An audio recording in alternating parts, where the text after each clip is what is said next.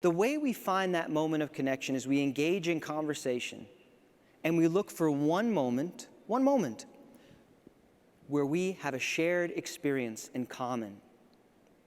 Oh, you have daughters in the Girl Scouts. You have sons in the Boy Scouts. You ride a Harley. You like listening to Enya. Oh, I'm sharing too much.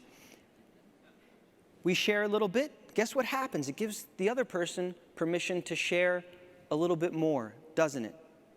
And as we do, people feel safer and safer. But the most important thing that happens when we find that the most important thing that happens is we change.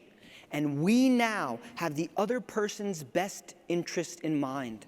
We want to serve them. We're drawn to serve them. We're naturally inspired to serve them because we are leading with empathy.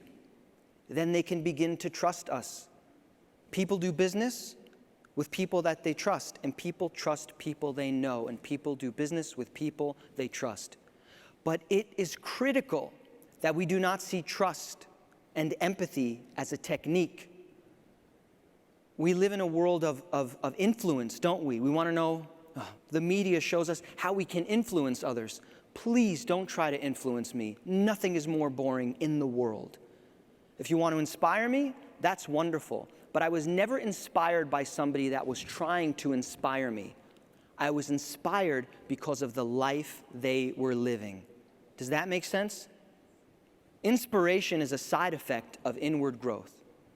In order to truly bring inclusion and diversity into our organization, Jessica spoke about how important inclusion and diversity is. In order to bring inclusion and diversity into our organization, we must lead with empathy. It must begin in our hearts. I think we know intuitively how important it is to care for one another. And yes, there is an impact on the bottom line.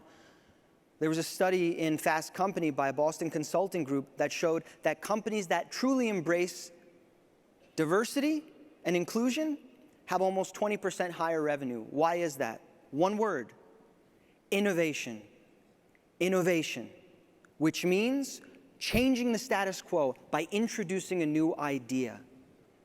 And the way we create innovation is by accepting, appreciating, and truly valuing people from all cultures, all walks of life, all religions, all socioeconomic backgrounds, and yes, all perspectives, because the whole is so much greater than the sum of its parts.